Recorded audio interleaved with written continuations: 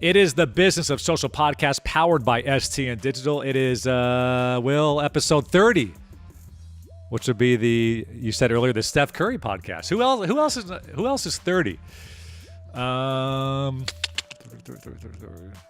Did Del Curry wear 32? Is that why he has 30? Can't confirm nor deny. All right. Steph Curry's the only people we know right now at the top of my head at 30. So it is great. Kaitee Daley. She's the senior director of ESPN Social. A lot of her, I'm sure, engagement comes from Steph Curry. So a perfect episode to break it down with her. Was able to meet Kaitee a few months back and, just having some conversation with her over the past few months. Her and I have kind of geeked out over platform updates. We've also just had some conversations about social and where it's going. And I said, listen, we got to get you on the podcast. So she was able to get it all cleared through Disney and ESPN proper and all that stuff. And she's coming on the show. So it's gonna be a really good one. I really want to ask her, listen, there's so much stuff at ESPN Social, if you think about it, when you talk about ESPN and SportsCenter, First Take, and Get Up, and all the different talent that is on that roster, and all the different partners like the NBA and the NFL and the UFC now, and Top Rank Boxing, and all these different partners that you're starting to see, whether it's partners that have been there for a while or new partners. But really excited to just talk about how she manages all that, where she has priority, the team she has underneath her to make sure that. Because ESPN has to be on it. If LeBron hits a game winner, they can't be a day late. They got to get on it right away, and how those processes internally go down. So really excited to dig into it with Kaitee Daley, the Business of Social podcast. We're always breaking it down and making sure we give you the knowledge and expertise from the experts. So here she is, Kaitee Daley, Senior Director of ESPN Social.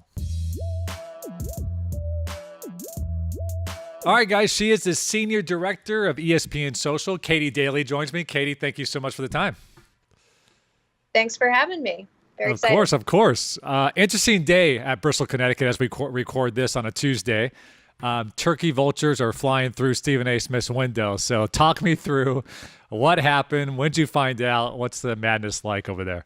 This is true. I actually came out of a meeting and overheard some of my folks who work on First Take Social say, we can't touch the turkey. We can't touch the turkey right now. And I hear a lot of weird things in social, but that one made me pause. I was like, wait, it's not Thanksgiving. Why are you guys talking about a turkey right now? And at that moment, they were like, turn around and look behind you, because our social area is right near where the incident occurred, where the turkey vulture unfortunately flew into. What does even a turkey vulture look like? Am I like that out of touch or what? Turkey vulture, yeah. I mean, normally it's okay. geese Googling. on campus. That's sort of our unofficial mascot. Gotcha. But the turkey ugly vulture, bird. It's not an attractive bird. That is true.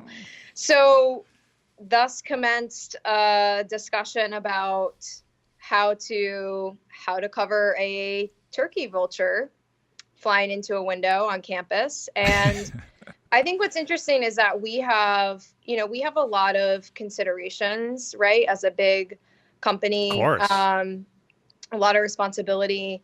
And with this particular situation, that wasn't in the handbook. Yeah, right. Adam Schefter has been fantastic working with us on social, and he on his own, and Trey Wingo as well, tweeted about the incident, shared photos, and that started to gain traction. I had conversations with my PR counterparts, facilities counterparts, just on, what level of attention we want to bring to something like that. I can remember a few years back, we had a goat on campus. That became big news. It made our Snapchat show. That's awesome. So, never a dull day, David. Yeah, developing, Adam Schefter says, turkey vulture update. Security and maintenance are still patching up the window. His original tweet, as we stand here today, this is 7 hours ago, 42,000 likes on Twitter. Pretty cool stuff. I always ask a random question at the top of the show, so I'll give you a somewhat random one. Stephen A. Smith versus Max Kellerman, if they're in a debate, right? And the word is LeBron James. And they both have to talk for as long as they possibly can about LeBron James. Who do you think wins that debate? And how long do they go for? What a great question. I'm going to go with Stephen A. The man does First Take. He does a radio show. Yep. He regularly contributes to social media, to SportsCenter. Sometimes he'll get on a plane. He'll be at an event. I mean, he does Facebook Lives on his spare time. The motor on that guy is unreal, to use a little bit of an NFL draft term here. I'm getting into the groove. So I'm gonna go Stephen A. Yeah, I might have to agree. I think he probably can go for a solid, I would say, over 2 hours. I think he could just go just on a monologue or more. Yeah, I would filler buster. I would take the over. I would take the over on 2 hours. Take over 2 hours. No, but honestly, he is amazing because, I mean, over the last, decade now, if any trade breaks, if any breaking news, they get him on SportsCenter. It feels like sometimes he works 19 hours in one day and he's on every single program. Like he goes on Get Up, he goes on First Take, then his radio show, then he's on SportsCenter Hits, and then he's on Outside the Lines talking about a culture issue or whatever. Like it's, he definitely works his butt off. He deserves every dime. He does. He's impressive. I want to get into your story. You are very unique in the fact you've been at ESPN for 9 years now. I was looking at your LinkedIn, so take a little trip down memory lane. But you started back in 2013 as an associate for social media, then you moved to editor, then senior editor, then director of social content, and now you're a senior director of ESPN Social. In our industry, so many people move every 2 to 3 years, and they hop back and forth. It seems like for you, you've had a very linear, career situation where at each step of the way where maybe you were ready to move up and get more responsibility, ESPN's provide that for you, so you've just stayed put and continued that trajectory. Yeah, I think the one way to put it is that the company grew the social media department along with my personal career growth, so the timing was really fortunate for me.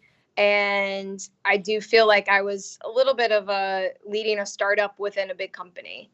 And so I was able to be challenged and grow in different ways as the industry, as you know, changed very quickly. Well, we and STN started in April of 2013, and we were pitching Bleacher Report style blogs and website infographics to sports teams. So even back when you started in 2013, and I talk about this a lot with people on the show, to see that growth and see how the team has built, I'm sure it's just complete night and day from when you first started at ESPN.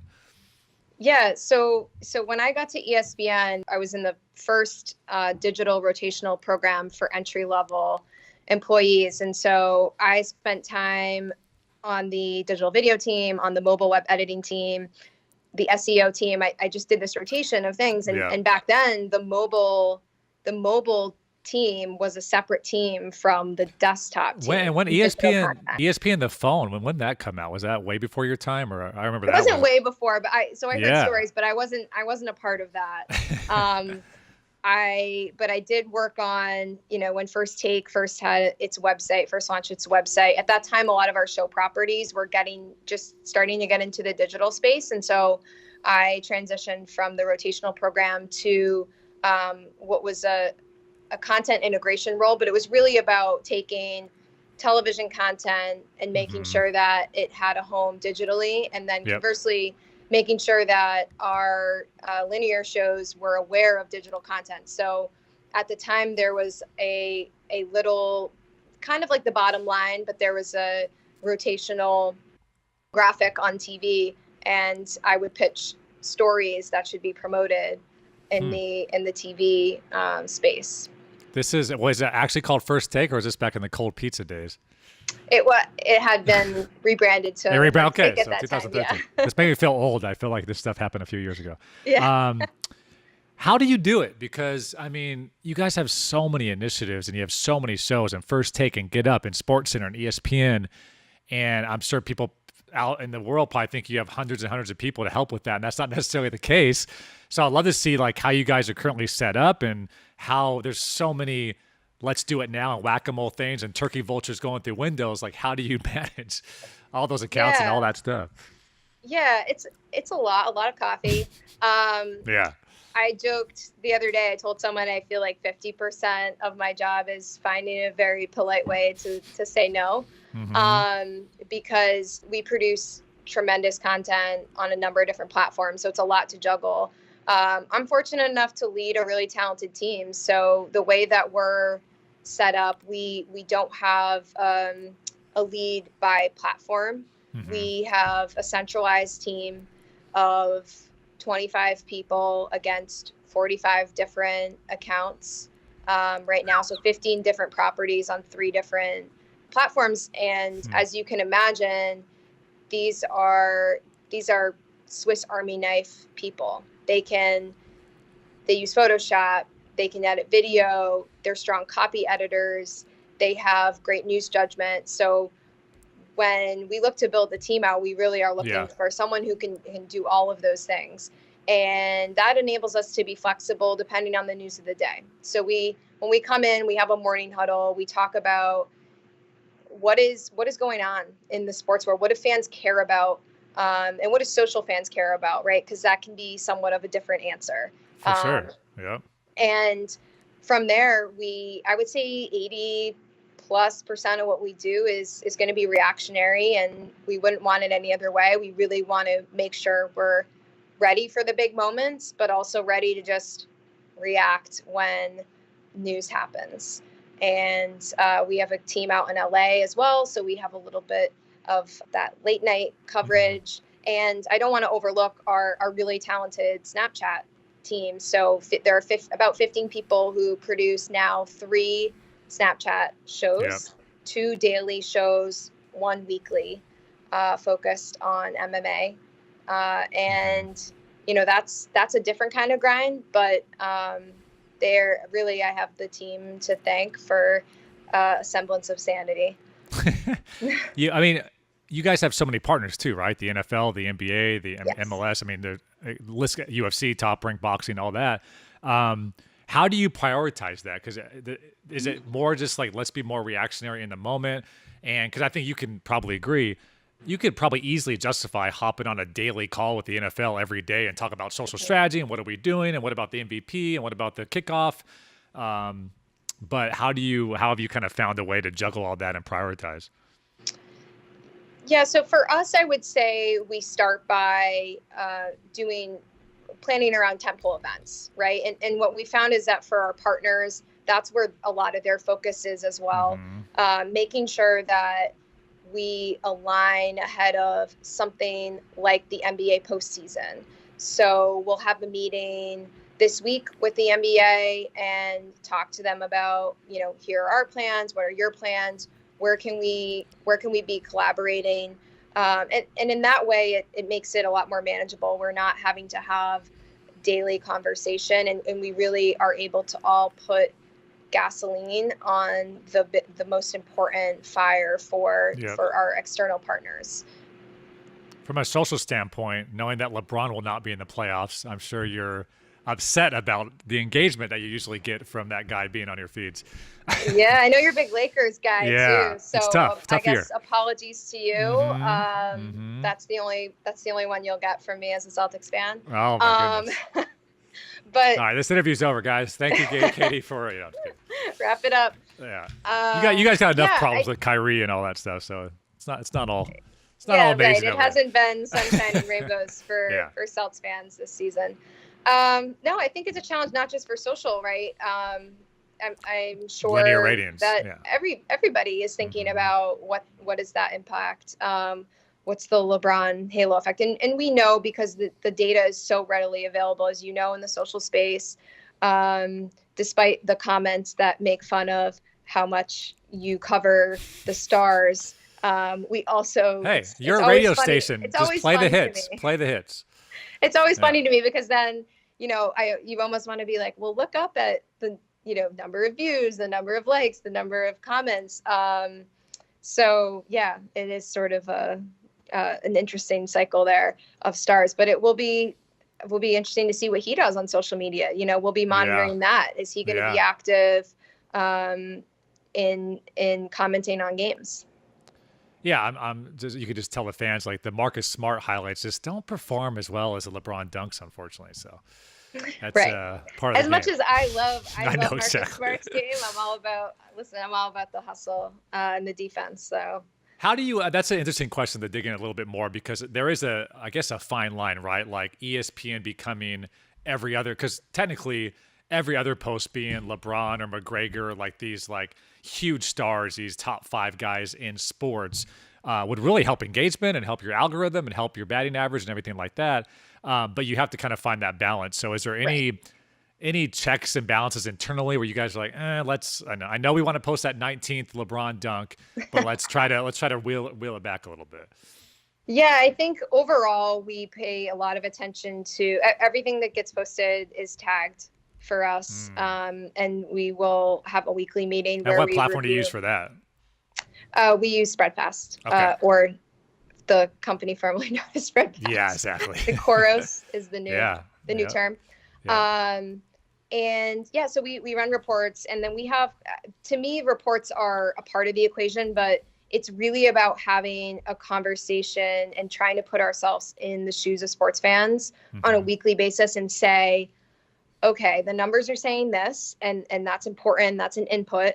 What are the fans saying? And then what do you all feel as sports fans, right? We all got into this because we are sports fans, and we have to remove ourselves from the bubble sometimes and say, is there something that we're missing? Is there a storyline or a different angle we need to approach? It's so funny you say that. Go ahead. Sorry. No, I was just going to say an interesting example. I think, with the women's tournament happening right now, obviously simultaneously to the men's tournament, there are great checks and balances at this company. There are people who will send emails, will notice, will reach out and just say, hey, like, a heads up, here's what I'm seeing in my personal feed and my personal algorithm. I'm not seeing maybe as much coverage of the women's tournament as I think there should be. And that sparks a really smart conversation about, okay, well, everyone's experience on social is going to be a little different, but how are we making sure that we're serving fans, and that we're using all the 15 accounts, we're using those wisely. So we're using ESPNW, we're using SportsCenter for those top plays and that news, and we're using ESPN, as our umbrella account. I wanted to get into that as well. It's like I think you mentioned something to me a few weeks ago when we were just chatting. Social touches everything, like PR and marketing and the executives and the partners and Stephen A. and Max Kellerman. And it touches everybody. So I'm sure everybody has a certain opinion about what they would like to see, or why aren't we doing this? Yes. And that comes across the entire department, I'm sure. How have you attacked those situations, and how do you kind of approach that? Well, first of all, I feel like I need to use you in like a campaign for resources here. Yeah, you keep talking about, and you're spot on, and it's a lot. I think one of the tools I like to use is perspective. So if I'm having a conversation with a person who's been in the production department for most of their career, and they've led a show, I will ask them how they might feel about me sending an email that they should put X, Y, and Z in their A block. Hey, I really think your A block should look this way. And I love that. Honestly, the reaction I get a lot of times is that a little bit of a light bulb goes off, and there's more of a recognition of, okay, there's a science to what we're doing here. It's not just a distribution funnel. And we need to treat this team just as we would, the golden rule, right? Just as we would want to be treated if someone were commenting or suggesting on our own rundown. I love that. So because social media is so accessible, and anyone can have a personal account, anyone can sort of see that retweet or that like number, it does mean that there are a lot more of those suggestions and conversations. But I think over time you build trust with your colleagues, and you help them understand that there's a reason, there's a department for this, and that we really do have everyone's best interests in mind, and we're just trying to juggle it all. That's a really, really good point. Because I think we've dealt with a lot of partners where their PR team has a certain, they want to get more PR stuff, and sales wants to get more sales stuff on the feeds. And you know the game more than anybody. And like me, you're fighting against that stuff because you know the audience doesn't like it, and you know it's being disingenuous to the platform. And I've used that example too. Like, hey, you have these valuable PR relationships. Just because someone says, let's get in Forbes, let's get in Forbes, let's get in Forbes, you're not going to call your Forbes columnists every single day, bugging the hell out of them and ruining that relationship just because you want to get on Forbes. I think I take that serious. I think you do too, as far as the audience goes. Just because this is an important initiative, I'm not going to put, an ESPN Cares, like, a charity thing every single day in my content calendar. It's not being genuine to the audience type deal. Yeah, and most people really do. Once you explain it and you take the time to explain it, it does take time. I would say most people are really good partners and they do understand. It can take time. And I think for us internally, we are in a really good place now where we've built up some of that trust and equity. Yeah, I think it was a battle we all fought for the last 5 years or so. People are starting to definitely take it more serious. All right, you and I were, I think you were one of the first people I emailed. We were kind of geeking out over IGTV and how we both were excited about. And again, I think the biggest thing I said on the last podcast is I think Instagram tried to create a separate platform in IGTV and kind of go one-to-one with YouTube. And what it really was an additional feature for Instagram. And now that they've included it in feed and you can watch more past the 1 minute, I'm just really excited about the long format pieces that can be on Instagram. And I know you were excited about the algorithm and all that stuff as well when it came to that content. Yeah, absolutely. Yeah. And we knew it was coming. So we didn't know exactly when, but we figured that we should be prepared for that time to come when the algorithm was turned on and more attention was brought to IGTV. So really we're tackling it in three different ways. The first is that we do have some shows that we're piloting on IGTV that we're really excited about. One of them is called What's Good, hosted by Trevor Scales, who's fantastic. Highly recommend checking that out. That's on our ESPN account. The other is the XY, which is a little bit more of an in-depth. You'll love it as an big NBA fan. Kirk Goldsberry, just brilliant minds as it relates to the game, and he'll take a particular stat storyline ahead of a game and break that down. And then we have a talented graphics producer that has basically married his insights with the stats. So that's one that we're also excited about. And then beyond the shows, there's just we have so many smart voices in sports that are talking every single day about topics. So take LeBron, since you brought it up earlier. When the debate was, should LeBron shut it down for the year? We had a Stephen A. voice on the subject. We had a Rachel Nichols voice on the subject. We had a Michelle Beadle voice on it. I think I saw that piece. Yeah, we put that all together, and that was a great, I think, IGTV experience. So that's more of your contextually relevant, call it daily compilation. Yep. And then the third is a bread and butter thing for SportsCenter, and that's highlights. So SE Top 10 or a Top 5 compilation of NBA plays. Compilations did not work well for us in feed prior to IGTV, and now we're seeing that appetite return. What is your take on? I know this is getting really granular, but does everything have to be vertical, or are you open to kind of rotating devices and things like that to get it out? Like, what's your? I'm an anti rotate. I have an anti rotate. But to your point, it costs a lot of manpower and a lot of woman power, I should say too, to make that stuff vertical and reformat and all that stuff too. So it does, it does. But to me, it's so important that we're delivering content to fans off platform that is authentic and made for them. And I think people are savvy enough to know when something is produced for them and when it's not. And sure, if you have a really fantastic piece of video that you're just not going to be able to reformat in time, I understand on occasion. But for the most part, I definitely want our team to focus on producing for platform the way that we know most people are going to be holding their phones. I totally agree.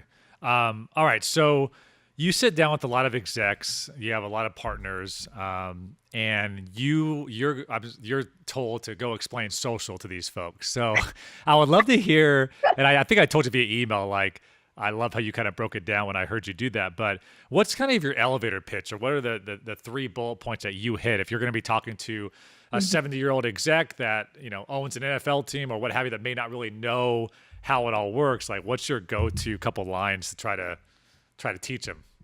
Oh, interesting.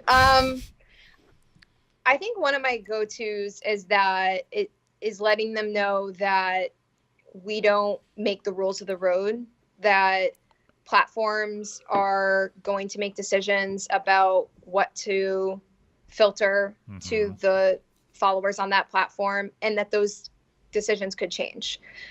Because a big part of a social strategy is being nimble and being able to say, IGTV is a great example. Being able to be prepared for the inevitable change that will come. Yeah. And then typically when you say the word algorithm, if it's someone who is not familiar with the social space, you get a look. And so because I'm in sports, I do enjoy sports ananalogies, and having a batting average is something that I'll talk about. I stole that from you, by the way. So do I get credit? Yeah. Do I get like the HT? I burn your @ handle into it. Yeah. Nice. But yeah, you want to make sure. So I always say, like, hey, you want to be cognizant of your account's engagement batting average. You don't want to be posting multiple outings where you're 0 for 4, 0 for 5. So so that would be another one. A lot of people that we meet with sort of come from a TV first mentality.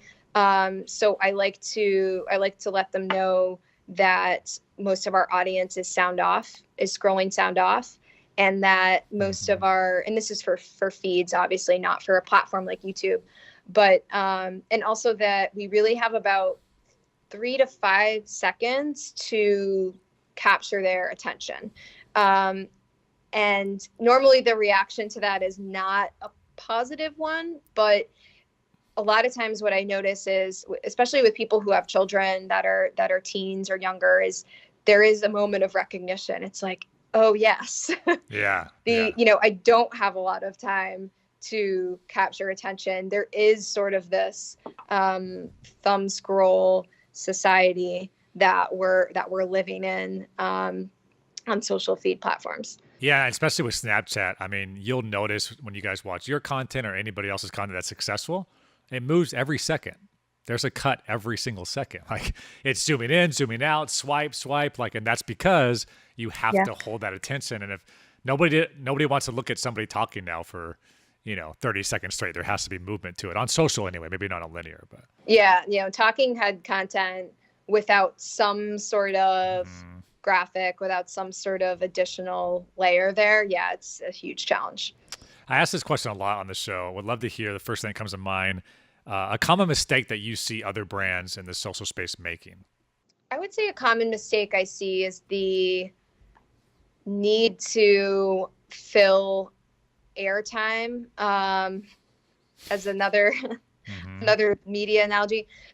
So I guess the thinking that someone might go to your actual account on Twitter and scroll through and see that, oh, you've only posted 3 times in the past hour, and that's a travesty. Yeah.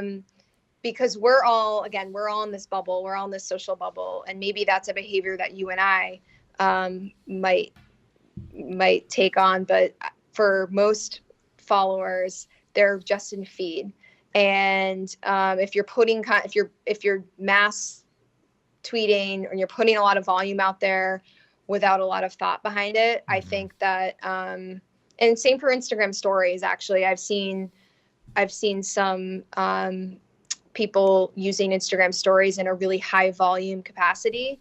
And to me, I think you're much better off doing less better, right? Doing less overall better. I've been using this analogy and see if you like it, but I really like in social, I've always used TV as kind of the blueprint, because when NBC looked at their 24-hour calendar, they're like, we have to fill up these 30-minute slots. And they had Friends and Frasier and, Seinfeld and these different things. They had showrunners, producers. They put budget behind that. They had the best set designers in the game, because it was important for that 30 minutes to be really, really well done. They didn't just throw some random person with like a purple background just talking for an hour. Like they thought a lot about it before they put it on TV. And I think for us, if we're still not there yet, but people don't understand, like, no. We have to think about it. We're not just throwing stuff to the wall type deal, Yeah, no, I like that analogy. I couldn't agree more. So yeah, it's just like volume for the sake of volume, or volume for the sake of checking a box. Okay, we did the thing. We posted. Exactly. Yeah. So what is the main ROI or KPI that your executives are looking for you to do? Because like we just mentioned, if LeBron's not in the playoffs, maybe no matter what you guys do, you work your butt off, you work 18-hour days, and you may not, year over year, your numbers may not be as good as last year, just because of he had buzzer beaters and these different things happens. So you can't always just look at numbers like that. So what's the main thing or main metric you're looking at, or kind of what you guys are judged on as a department? It's several things. So it does depend on the platform. One of the primary things we're tasked with, and it's a priority of our new presidents, is expanding our audience and reaching a new demo, reaching younger fans who are not consuming sports content the way that they once were. So that Snapchat is a great example there, right? It's produced very differently for that demo. We look at watch time there.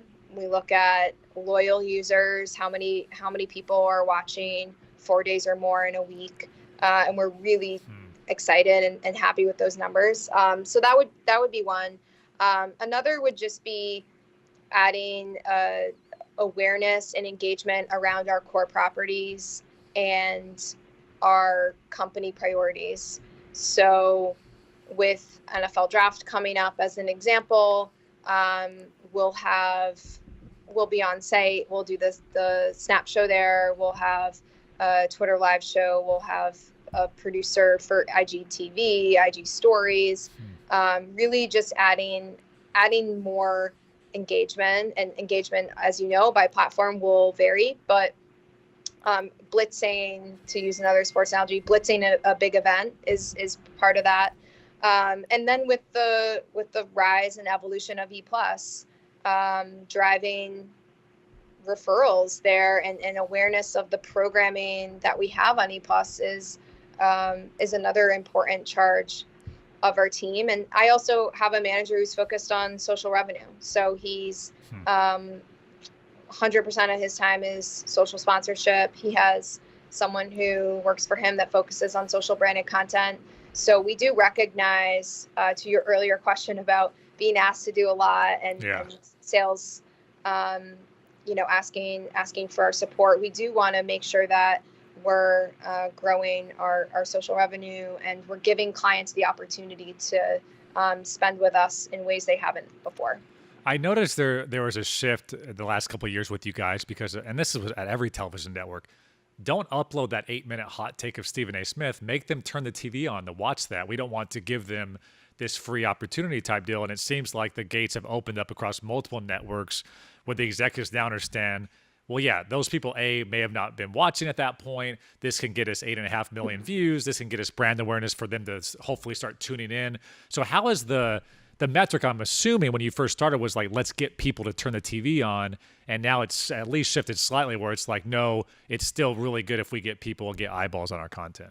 Yeah, I mean, it's very difficult to measure, right? And I know we have a lot of companies are looking into this, and Nielsen with YouTube, and we're excited about the progress that we feel is to come in terms of that connectivity between social engagement and ESPN Plus will interaction make that a and- lot easier too. In the Yeah, future. and so I think with anything, it is important to have a portfolio strategy, and we always did. Let's take Facebook for an example. Yep. We were both around and working in the business when link shares were everything. Yep. I know many websites were driving a big chunk of traffic from Facebook. BuzzFeed. Sure. Yeah. As an example. So you don't want to have all your eggs in one basket. Yeah. And we never did. We were never so focused on referral traffic or referring. Like when I say referral, I even mean referring audience to a show and doing something like a straight tune-in tweet. We were never so focused on just that we weren't able to pivot when things changed. And so I do think philosophically there is more of a recognition and there's more data to support. Hey, it's important from a brand lift perspective that someone connect with Stephen A. Smith in his take. We keep using Stephen A. as an example, but he's fantastic at this, both on his personal account, which was something we've started to support more. We're supporting talent socially in a way that we never had before. And then also through something like our YouTube channel. So philosophically, there has been a shift, but at the end of the day, we're always trying to think about that bigger picture, company goal, and the bottom line. Yeah, absolutely. I thought this was interesting. So when you guys first did SportsCenter on Snapchat, that was really kind of the first time ESPN went to the platform. I think before, and correct me if I'm wrong, before it was like, no, we're the worldwide leader in sports. You can come to us. We have all the platforms. We have an app. We have a TV. We have a TV channel. But to create a show specifically for one platform, it seemed like 15 people on that product. That was a huge initiative, and let's go after this younger demo and let's put resources behind this, rather than saying, you know what, young demo, you come to us. We have a TV channel type deal. Mm-hmm. Yeah, we had been. So I was a part of our initial launch on Snapchat, which is the Discover channel. Yep. Actually, interesting memories because we launched it from this very tiny room that I'm in. All full circle. In the middle of a snowstorm. And I do think the shift to show the production resources that go into that, yes, definitely an investment and a little bit of a strategic shift of, hey, we can produce really great shows. If platform, and maybe they're not just for linear. Yeah. That's going to be a constant. We did First Take Your Take with Facebook last summer. That's right. And as another example of show licensing. And so, we're always going to think about, what is this show a fit for? Is it a fit for Snap? Is it a fit for Facebook? Is it a fit for Twitter? We're doing a lot of Twitter live shows. So my counterparts overseeing that effort. So yeah, we're definitely more active in that space than we had been before. How excited are you for the potential of ESPN Plus? Because still obviously ESPN from a linear standpoint, that's where the bulk of the revenue is made, and obviously the cable subscribers, $6 a month and all that. As we're transitioning, you and I more than anybody understand this digital wave and the importance of it and where it's going. But how excited are you for that? Because what excites me anyway is we can actually track the data and know that someone went to Twitter and then watched 60 minutes of a show on ESPN Plus, where, like you just mentioned earlier, it was very difficult to track, if not impossible, to someone to go on Instagram, flip the TV on, and know they did that because, Yeah, I know. I've heard that smart TVs are somewhat able to track that, which is terrifying, but a little bit exciting. Yeah. I'm excited. I'm excited about E Plus for a lot of different reasons. I think that the spotlight it's put on sports that have really great fan followings that maybe were previously less tapped in the social space has been exciting. But to your point about tracking, it's great to be able to say, hey, if you're interested in Kobe detail, here you go. watch Kobe detail. Here's the link, and track how many people are taking that action. And also to know, let's upload a full episode of First Take. Let's put it on Twitter. with a subscriber link or to a sign up page, and then say like, we did take everything off linear and give it free for digital, but it resulted in this many signups, which long-term ROI says this. It just, I know it's always been tough to do that. So it's just a nice thing in the future. I think the biggest challenge is honestly, it's just kind of staffing up to be able to, because as you know, when you have to pull those reports, when you are setting up, that could be 25 people alone. I mean, seriously. and Disney streaming services, sets up the paid campaigns, and I know that they've been building out their team. So it is just a lot more coordination, a lot of logistics, and a lot of people power. Yeah, absolutely. So when you talk about getting to different demos that may not necessarily like sports content and you're trying to get them into your guys' world, I noticed one thing you guys have done a lot of is UGC content. Can you mentioned it, I think you broke it down really eloquently about the feels and making sure that content, whether it's an 85-year-old grandmother or a 90-year-old, female walking home from school, that it resonates and they enjoy that content. How have you seen that help you guys reach different demos on your platforms? I think the content that makes you feel something is just universally more successful on social, whether that's content that we own, like when Randy Moss found out about his Hall of Fame nomination and his reaction, or it's something from, like you said, it's a sixth grader or a parent that posted something. I think that for many people, it's social media can be somewhat of a downer, right? I don't think I'm breaking any news that there are a lot of negative things about social media, but when you see something, Special Olympics, we just aired. When you see someone, a Special Olympic athlete, deadlift and celebrate, was it like 200 pounds? I think I just saw that. Yeah. Yeah, I mean, insane. Yeah, it's inspiring. It's great, right? It makes you want to share. And one of the things we know is that there are influencers, and I know we could do a whole separate topic on influencers, but your followers are your influencers too, right? Like each person has a network. If they join Facebook around the time you and I joined Facebook, they're going to have a decent number of friends. And as we know, Facebook's algorithm is more likely to show you something that your friend has shared than from a brand now. So anyway, we think about generating the feels. The tricky thing with UGC is that it's not distinctive to your brand. Anyone can do it. Yeah.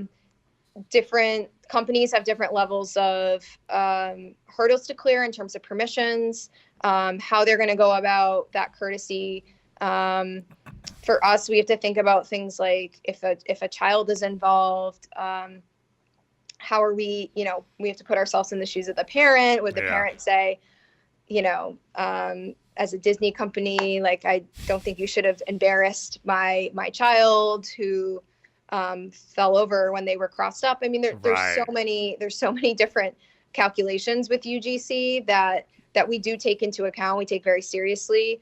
But yeah, at the end of the day, it does help us. It does unlock that more casual fan who's not scrolling through and following us because they want the stats and info nugget on, Kyrie Irving and his PR. Yeah, and I think some colleagues in our space may not agree with that approach. I totally agree with the approach. I think since the beginning of television, it's always been an aggregation of content, whether it's a newscast, whether it's a sports cast at the end of a local NBC hit, Sports Center, that's an aggregator of all the best highlights for the top 10. Yep. Yeah, so I think I've always, again, using TV as kind of the blueprint. Like, that's why people tune into the news. So you can give me the top 10 stories, and that's why people tune in to ESPN or Sports Center. Give me the highlights, give me what I should be paying attention to. So from a social strategy, I don't see why people don't agree with that. But yeah, it's really, to me, it's part of the foundational offering that we feel like our fans deserve. We know that they like it. We're going to give them that content. Yeah. Not at the expense of doing other distinctive original things, right? It's always in addition to. Yeah. But yeah. All right. So I wanted to get your take on this because we've talked about on the show before. I feel like ESPN, and you can probably start laughing at this, you guys have a target on your back, obviously, and I think it's unnecessary.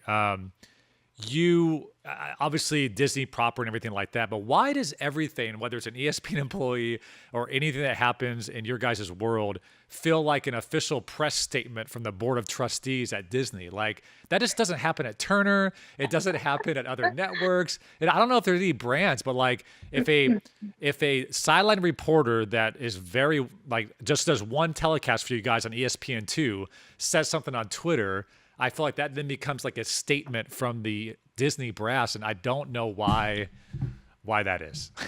I think a part of it is just that brand recognition. With great power comes great responsibility. Yeah. I mean, we're the worldwide leader in sports and have been, and I don't think that's me tooting the horn. That's just sort of calling it like it is. And anytime you're in that position, I think you are subject to greater scrutiny. And my team knows that. They know that with any press of a button, there are just millions of people who could share an opinion with very powerful people at the company, outside of the company. Yeah. And it's high pressure. I think not to take this completely off topic, but I do think that something Adam Silver said recently just about, his concern for his players and their mental health. Yeah.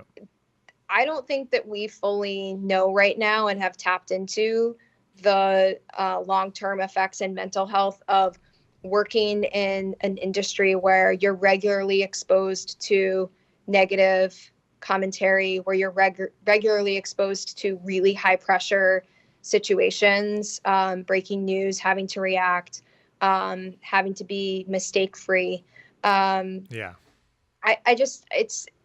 I think we're going to find that there are other ways that we need to be supporting people who choose this career path.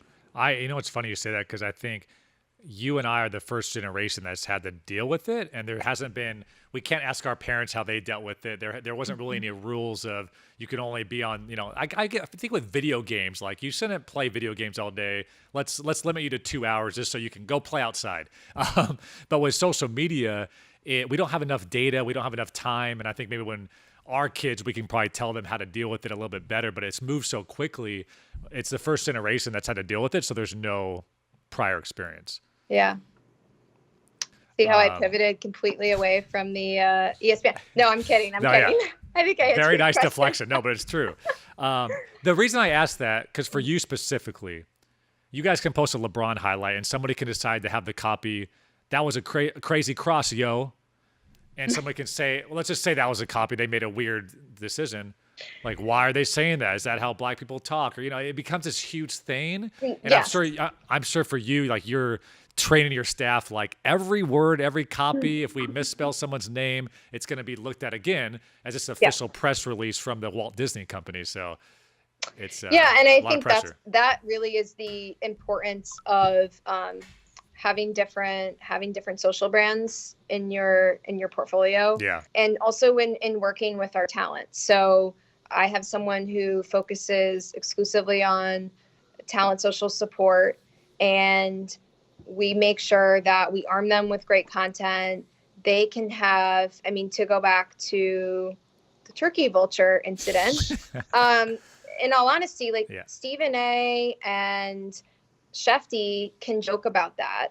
And people are going to engage with it, as you saw.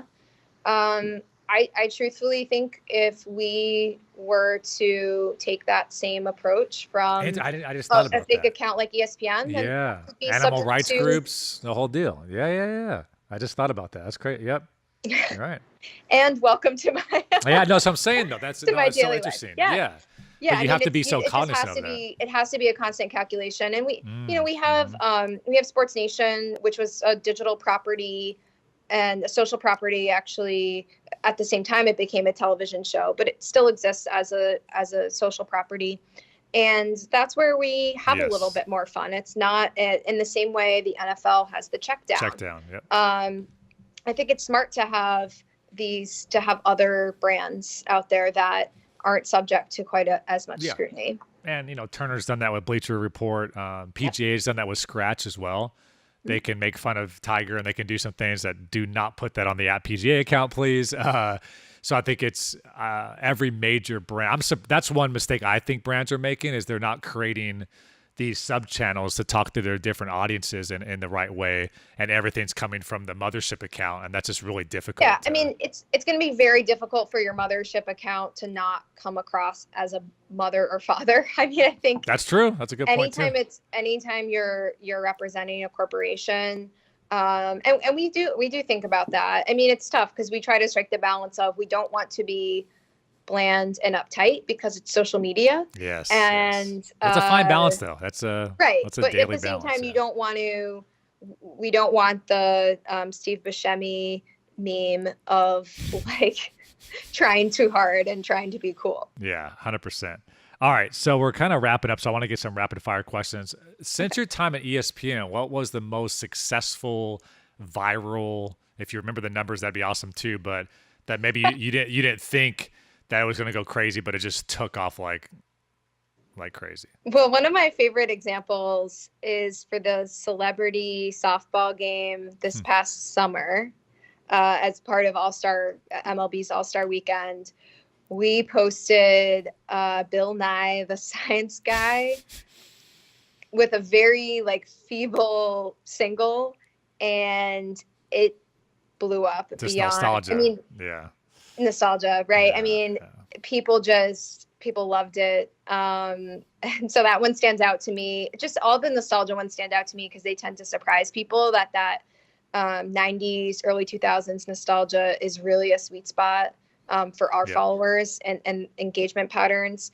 From this past college football season, the band, they're going to be mad at me if I don't get it right, but I think it was Ohio State did the Backpack Kid they did. formation. And that, again, I'm not giving you numbers, which I should. I don't have it in front of me, but I mean, that generated millions and millions and millions of views. Yeah. What about for growth?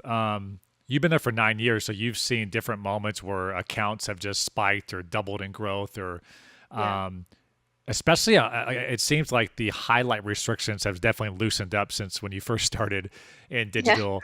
Was there anything like that where it's like, okay, Katie, you and your team are allowed to post NBA highlights, and the SportsCenter account went from 2 million to 29 million over 6 months, or anything crazy like that you've seen? ESPN and SportsCenter are hard because they scaled really quickly early on. I was one of the first. You've met mass saturation in a way, it's tough. Yeah. So I mean, at some point you're looking at, you want to look at engagement average, but there are so many people that follow the account that don't even log on to the platform anymore. So that can throw you off a little bit. So most recently, honestly, I've been thrilled with our MMA Instagram account growth. I think we're at 140,000 followers right now, and that's a rabid fan base. And launched January 1st. So 3 months, that's a lot of growth in a short period of time. Is there paid behind that, or is that all organic? All organic. That's amazing. Yeah. Especially with a mature really platform exciting. like Instagram. I mean, Instagram right now has, I think, 75% of all sports actions that are taking place right now in the sports media space are happening on Instagram. So we recognize that it's a growing platform and an engaging platform. I'm trying to think of other really amazing spikes that we saw in growth. I would say the sport accounts. College football, the first few seasons of being on site for College Game Day and signs.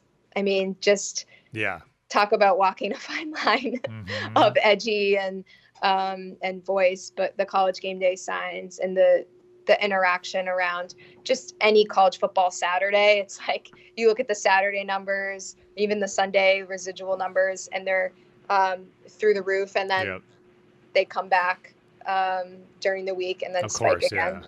I'm a big fan of SEC Network.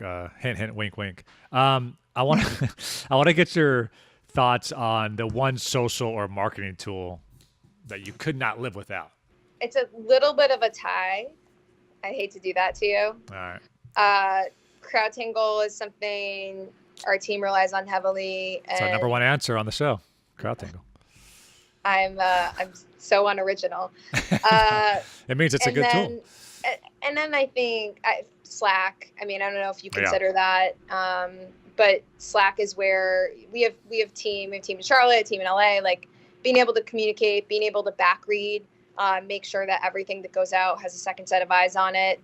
Slack has been great for that. I can remember doing that via GChat. Or being one of two people doing the SportsCenter account, and so you're just doing it on your own.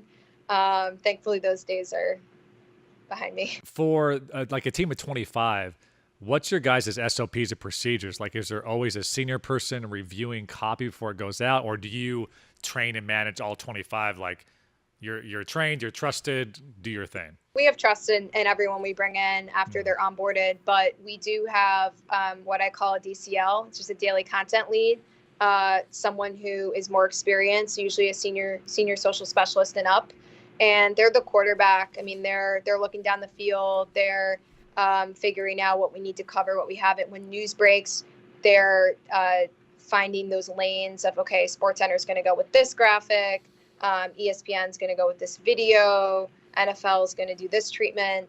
And in terms of back reading, the DCL doesn't have to back read everything, but they do need to be very present and aware, and ultimately they're held accountable for the posts that go out. I was just hoping to God that you didn't get push notifications for every ESPN tweet, or you may go clinically insane. So I'm glad you don't have to do that.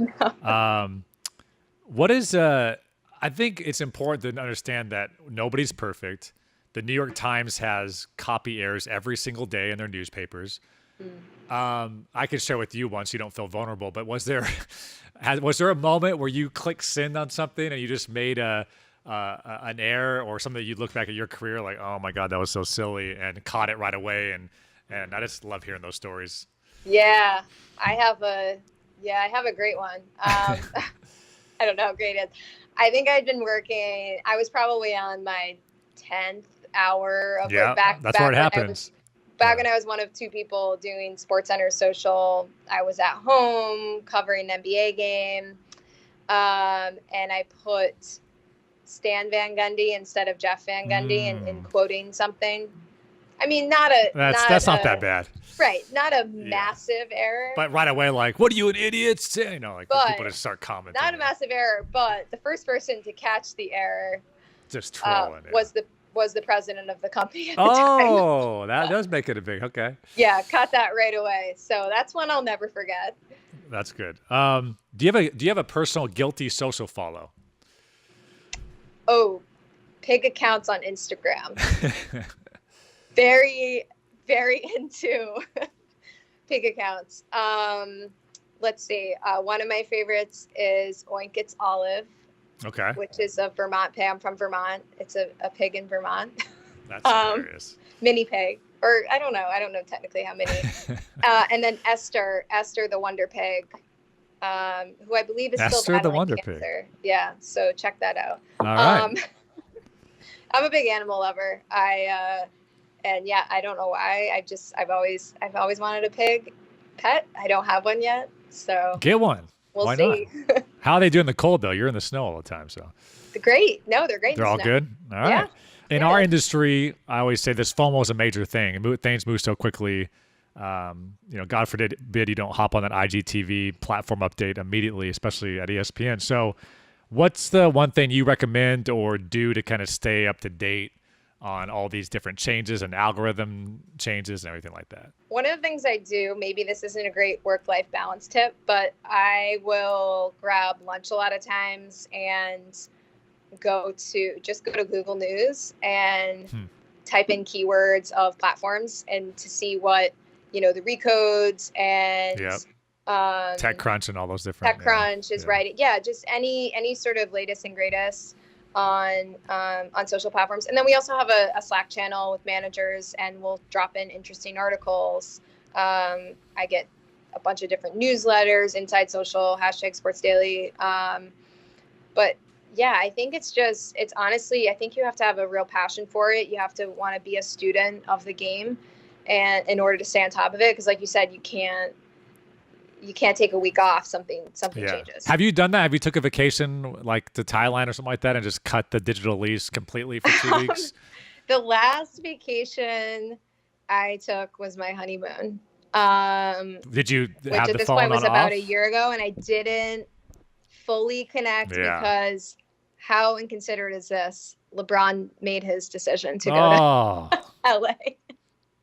Yeah, of course he did. So yeah, I was in the lobby trying to get Wi-Fi. The team had it covered. I was just, of course, it's innate for me to be like, what are we doing? This is the biggest free agency story. And I knew as soon as we booked it, I was like, all right, well, this is going to happen. Yeah, of course it's going to happen. For you, like, what keeps you inspired and coming into work every day, kind of geeking out over stuff? Because you guys, like I said, you have so many initiatives, so many partners. I'm sure there's days where it's like, geez, what's going on here? So what is that underlying passion or inspiration for you? That's such a good question. I think for me, I've always been, my friends have always made fun of me for being a nerd and wanting to, once I start something, I really want to throw myself into it and give it my all and understand every angle of it. Mm-hmm. So I think that is just something I've always done. But now that most of what I do, I'm not really creating as much as I used to, coming up with the actual post ideas and copy. And so now I'm inspired by the talented group of people that I'm fortunate enough to manage, right? Like seeing them come up with the idea and execute it, just seeing how talented they are, that inspires me to be the best version of myself and to make sure, frankly, that I'm blocking them from some of the things that could detract them from their creative process. I do feel like a huge part of what I try to do is make sure that they have that ability to really be the best social media producers that they can be. That's awesome. It's funny you say that because same with me. I didn't really know I had like a love for leadership or watching a team grow. But once you have that team underneath you, it's very inspiring to give somebody their dream, to give someone their dream job or to hire somebody, put them in a spot, train them, and then see them flourish in that role. It's like a really cool. It's definitely feeling. The best. Yeah, it's definitely the best part. Are you going to Crawford Con April 20th, MSG? Will you be there? I might be there. If not, what's the travel distance from Bristol to JFK? It's about 2.5. 2.5 hours. Traffic. Yeah, but to get into the city is not bad. So yeah, but you can come visit. That's anytime. what I'm saying. Yeah, we'd love to. Worst case, I'll come to you, but if not, we'll make sure that the turkey vultures take a day off, and there's you're not in any danger. You guys have to get like shatterproof glass now. That's a hazard. Yeah, Stephen A. works too hard for you guys to get hit. He was in Seaport, luckily. Again, no people injuries were harmed. Can you imagine? Stephen A. was on the IR for 2 months because of turkey vulture. Anyway, yeah, I really can't. Good stuff. Well, Katie, thanks so much for the time and all the knowledge you dropped. That was amazing. Thank you. Thanks for having me. It was great. It was fun. Thanks.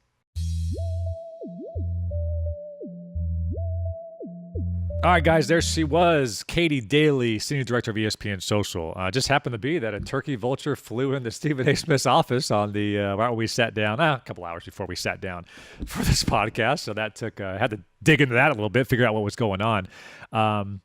But I thought that was really, really helpful. I think, this is a podcast I will send to many people because I think her and I, really got into the depths of, from an analytical standpoint to a partner standpoint to how to explain social to some of the executives and presidents and CEOs of these different brands that they're not in it every day. And I think there's a fine balance from a political standpoint on how you're able to do your job, but also explain to others how your job is done. And also balancing, with a team of 25. That's not a very big team, for all they do in ESPN, the worldwide leader in sports, for all the different handles they oversee. And again, all the talent they have to be interfaced with, whether it's Stephen A. and Adam Schefter and Max Kellerman, and the list goes on and on and on and on. So I think they do a tremendous job based on, what they're able to output on a daily basis is really incredible. And the pressure's on, both from a copy standpoint and a content standpoint. Everybody expects the SportsCenter and ESPN handle to have that content right away, and it needs to be on point and no spelling errors, and make sure that you're being fair to both sides. Definitely a lot of stuff going on there. So really like that. I think, digging into how it's changed, right? When it comes to ESPN, and, it used to be linear. And now with the addition of E+ and the addition of understanding the brand awareness aspect of, hey, if we upload this video on YouTube of Stephen A., that will attract more users to the First Take brand, which will then affect linear ratings and digital ratings and E+ subscribers. And like she said, I'm really excited about these apps like E+ because, now you're actually going to be able to track, hey, when we post this type of video on Instagram, it leads to more subscribers on E+ than this piece of content on Instagram. And once we're able to have those analytics, it's going to open up, I think, this entire industry, because you're actually going to be able to prove clear ROI on all these different platforms. So hope you guys enjoyed that. I really enjoyed talking shop with her. I think that's why I appreciate this medium so much, because you're really able to get granular with a lot of this stuff and learn from each other. So that was awesome. Once again, Senior Director of ESPN Social, Kaitee Daley. Thank her so much for joining the program. I want to thank Lauren, Will Kelly, Auntie Lightning. Auntie Lightning, this is his second to last show, I think. He's going to be in the house. He was a part of the all 30 episodes, so appreciate everything he's done for the program as well. Once again, this has been another edition of the Business of Social podcast, hosted by David Brickley, powered by STN Digital.